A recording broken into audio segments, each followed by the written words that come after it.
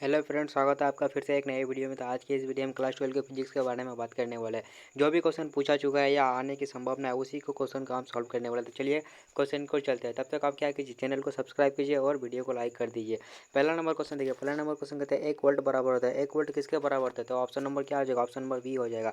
1 joule प्रति coulomb के inverse के बराबर होता है। ऑप्शन नंबर बी करेक्ट हो जाएगा। अगला नंबर क्वेश्चन की ओर चलते हैं। अगला नंबर क्वेश्चन कहता है विद्युत आवेश का अगला नंबर क्वेश्चन है विद्युत आवेश का विभव क्या होता है? विद्युत आवेश का विभव होता है एटी या आईटी होता है। ऑप्शन नंबर ए करेक्ट हो जाएगा। एटी रहे या आईटी रहे वही आंसर हो जाएगा। ऑप्शन नंबर क्या हो जाएगा? ऑप्शन नंबर बी करेक्ट हो जाएगा। ए करेक्ट हो जाएगा।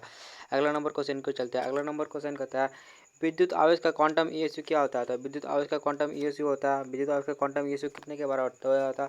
4.78 × 10⁻10 हो जाएगा। ऑप्शन नंबर ए हो जाएगा। 4.78 × 10⁻10। ऑप्शन नंबर क्या? ऑप्शन नंबर ए करेक्ट हो जाएगा। अगला नंबर क्वेश्चन को चलते हैं। अगला नंबर क्वेश्चन क्या कहता है 1 कूलम आवेश बराबर होता है। 1 कूलम आवेश कितने के बराबर होता है? तो ऑप्शन नंबर क्या हो जाएगा? ऑप्शन नंबर ए करेक्ट हो जाएगा। 3 × 10⁻9 ESU के बराबर होता है। अगर एक ESU का मान पूछे, ESU अगर पूछे तो ऑप्शन नंबर क्या हो जाएगा? ऑप्शन नंबर ये 3 × 10⁻9 ESU हो जाएगा।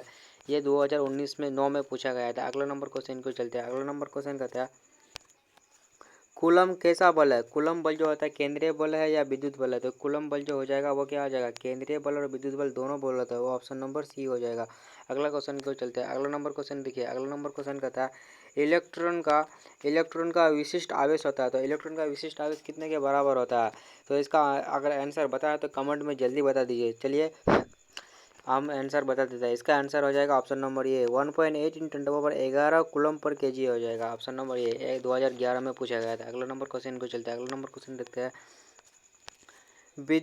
स्थिर विद्युत क्षेत्र होता है। स्थिर विद्युत क्षेत्र कैसा होता है? संरक्षी होता है या असंरक्षी होता है या संरक्षी या असंरक्षी कहीं से भी या इनमें से कोई नहीं। तो स्थिर विद्युत आवेश जो होता है वो क्या होता है? वो होता है एक तरह से अगर देखा जाए तो वो ऑप्शन नंबर क्या हो जाएगा? ऑप्शन नंबर सी ए हो जाएगा, संरक्षी हो जाएगा। अगला नंबर क्वेश्चन को चलते हैं। अगला नंबर क्वेश्चन कहता है मुक्त आकाश का पराविद्युतांक होता है। मुक्त आकाश विद्युत का पराविद्युतांक ये जो होता है तो ये ऑप्शन नंबर क्या हो जाएगा? ऑप्शन नंबर सी हो जाएगा। 8.85 × 10⁻12 फेराड पर मीटर होता है। ऑप्शन नंबर सी करेक्ट हो जाएगा। अगला नंबर क्वेश्चन को चलते हैं। अगला नंबर क्वेश्चन कहता है एक स्टेट कूलम बराबर होता है। एक स्टेट कूलम कितने का बराबर होता है? तो ये जो होता है ऑप्शन नंबर टी हो जाएगा। 1/3 × 10⁻9। एक स्टेट कूलम और एक ESU दोनों में बहुत अंतर है और दोनों ही सवाल पूछा जाता है। तो चलिए अगला नंबर क्वेश्चन को चलते हैं। अगला नंबर क्वेश्चन क्या कहता है किसी दूरी पर दो आवेशित कण के बीच विद्युत बल F है। याद रखिए विद्युत बल F है।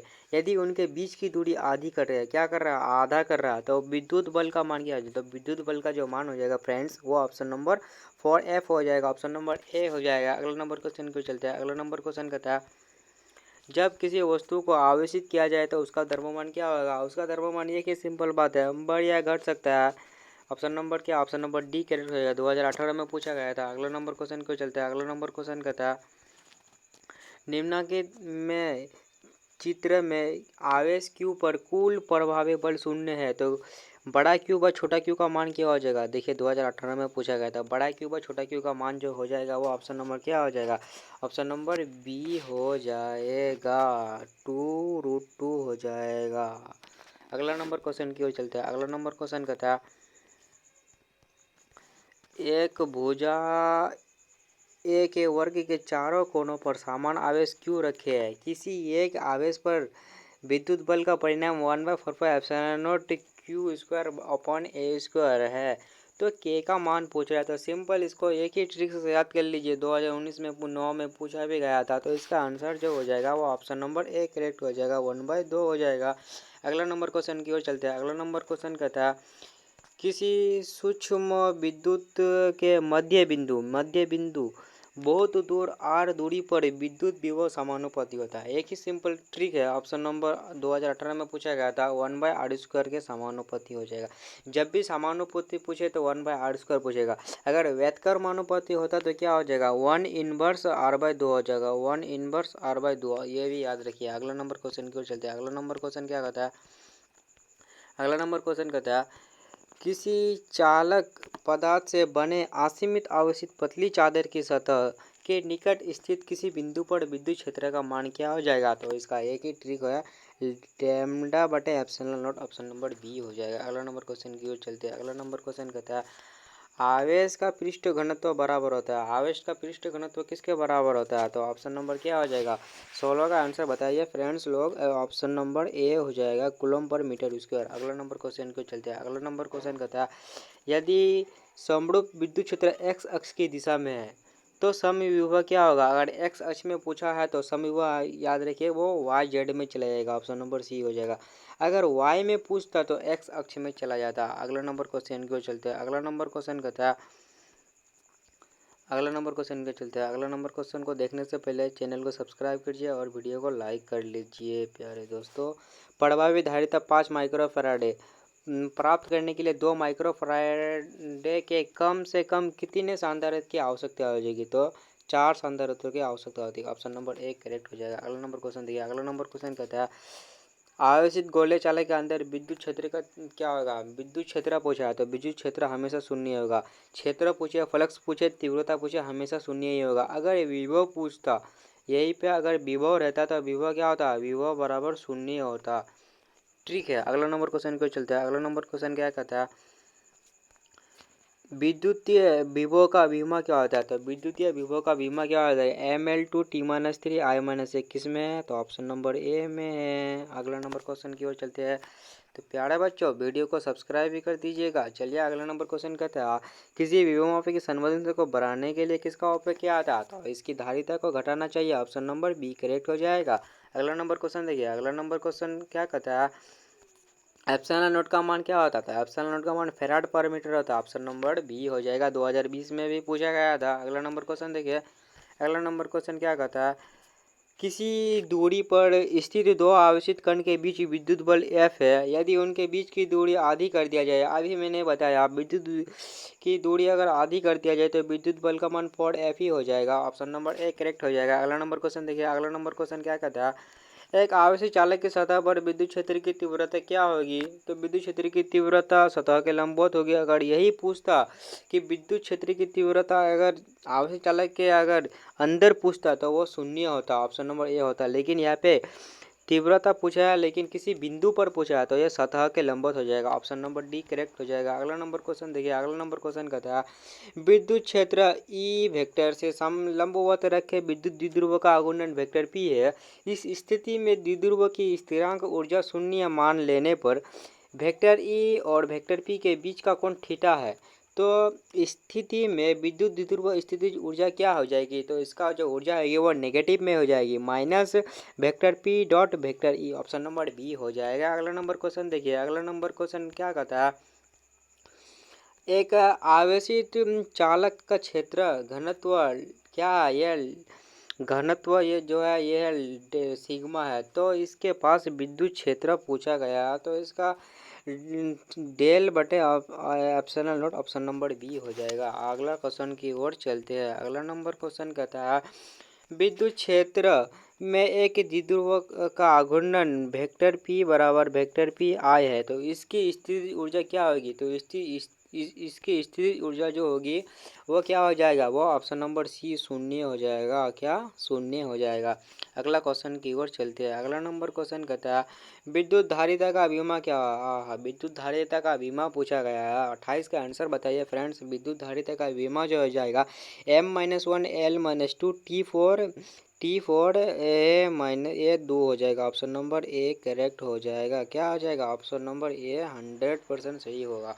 अगला क्वेश्चन की ओर चलते हैं। अगला क्वेश्चन कहता है एक एकांकी चालक में कौन अनुपात अचर रहती है। 2010 में पूछा गया था। तो अगर मान अचर का अगर बात किया जाए तो ऑप्शन नंबर 29 का जो हो जाएगा कुल आवेश बटे कुल विभव, कुल आवेश बटे कुल विभव 2010 में पूछा गया था। अगला क्वेश्चन की ओर चलते हैं। अगला नंबर क्वेश्चन कहता है एक परावैद्युत समानांतर पट्टी सांधारित्र के पट्टियों के बीच डाल देने पर धारिता का मान क्या हो जाएगी। तो ऑप्शन नंबर 30 का जो हो जाएगा वो ऑप्शन नंबर ए बढ़ता रहेगा। परावैद्युत समानांतर पट्टी, मान लो ये कोई पट्टी है, अगर इनके बीच डाल देने पर धारिता इसके बीच अगर डाली तो धारिता का मान क्या हो जाएगी। तो ये इधर भी बढ़ेगा या इधर भी बढ़ेगा, तो ऑप्शन नंबर ए करेक्ट हो जाएगा। अगला नंबर क्वेश्चन की ओर चलते हैं। अगला नंबर क्वेश्चन क्या कहता है धातु का परावैद्युतांक होता है, हाँ 2019 में पूछा गया था। तो धातु का परावैद्युतांक जो होता है तो वो अनंत होता है। अगर हवा का पूछता तो हवा का क्या होता है, हवा का 1 होता है, लेकिन धातु का अगर पूछा है सॉरी हवा का 0 होता है, सॉरी हवा का 1 होता है, और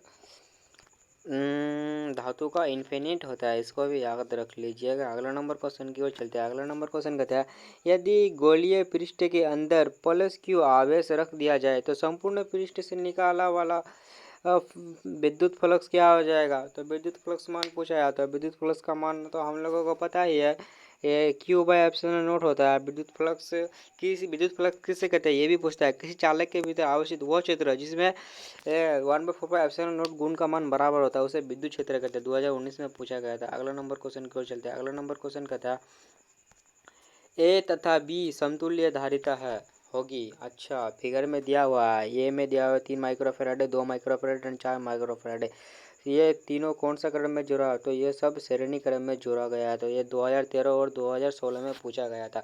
तो इसको डायरेक्ट याद कर लीजिए क्योंकि उसके लिए सब्जेक्टिव में जाना होगा। तो ऑब्जेक्टिव हम लोग करते हैं तो इसका आंसर जो हो जाएगा 33 का, वो ऑप्शन नंबर 20/9 माइक्रोफैराडे हो जाएगा। ऑप्शन नंबर ए हो जाएगा। अगला नंबर क्वेश्चन देखिए। अगला नंबर क्वेश्चन क्या कहता है, एक विद्युत द्विध्रुव विपरीत से बना है जिसका परिणाम +3/3.2 इंटू 10⁻⁹ कूलम है एवं 3 -3.2 इंटू 10⁻19 कूलम है। उनकी बीच की दूरी में 2.4 इंटू 10⁻10 मीटर विद्युतीय द्विध्रुव का आघूर्णन क्या हो जाएगा। तो इसका विद्युत द्विध्रुव आघूर्णन जो हो जाएगा ऑप्शन नंबर बी हो जाएगा, 7.68 into 10⁻19 coulomb. Option number B याद रख लीजिएगा फ्रेंड्स, क्योंकि पूछा गया सवाल है। अगला नंबर क्वेश्चन की ओर चलते हैं। अगला नंबर क्वेश्चन कहता है यदि 3 सांद्रता प्रत्येक में धारिता सी है तो इनकी श्रेणी क्रम में जोड़ते हैं तो उनकी समतुल्य धारिता क्या होगी। तो C/3 हो जाएगी। श्रेणी क्रम में जोड़ा गया। अगर यही समानांतर क्रम में जोड़ता है तो 3C होता है, लेकिन श्रेणी क्रम में जोड़ा गया है, इसको भी याद रख लीजिएगा। 2017 में पूछा गया था। अगला नंबर क्वेश्चन को देखिए। अगला नंबर क्वेश्चन क्या कहता है, डिवाई का मात्रा क्या था। डिवाई ये किसका मात्रा है, विद्युत द्विध्रुव आघूर्णन का। ये से भी पूछता है विद्युत द्विध्रुव आघूर्णन किसका मात्रा है, तो डिवाई का। दोनों में से बात सेम ही है। अगला नंबर क्वेश्चन देखिए। अगला नंबर क्वेश्चन क्या कहता है, अगला नंबर क्वेश्चन कहता है किसी सांद्रता की धारिता के व्युत्क्रमानुपाती होती है। तो किस सांद्रता की धारिता के व्युत्क्रमानुपाती जो होता है वो कितना के किसके व्युत्क्रमानुपाती होता है, तो प्लेट के बीच के माध्य के परावर्तनता का व्युत्क्रमानुपाती होता है। अगला नंबर क्वेश्चन देखिए। अगला नंबर क्वेश्चन क्या कहता है, एक इलेक्ट्रॉन वोल्ट किसके बराबर होता है। एक इलेक्ट्रॉन वोल्ट बराबर होता है 1.6 × 10⁻19 जूल के बराबर होता है। ऑप्शन नंबर क्या हो जाएगा, ऑप्शन नंबर बी सही हो जाएगा। अगला नंबर क्वेश्चन देखिए। अगला नंबर क्वेश्चन क्या कहता है, अगला नंबर क्वेश्चन कहता है अगला नंबर क्वेश्चन परागम्यता का ऐसा यूनिट क्या था। परागम्यता फैराड पर मीटर परागम्यता और एप्सिलॉन नॉट दोनों का मात्रक सेम होता था। तो जैसा कि हमने क्लास 12 के फिजिक्स देख लिया है ऑब्जेक्टिव, इसी तरह से और अगर अच्छा लगे तो चैनल को सब्सक्राइब कर लीजिए ताकि हमको भी मोटिवेशन मिले और हम इससे अच्छा और वीडियो लाए। तो थैंक्स फॉर वॉचिंग, मिलते हैं नेक्स्ट वीडियो में।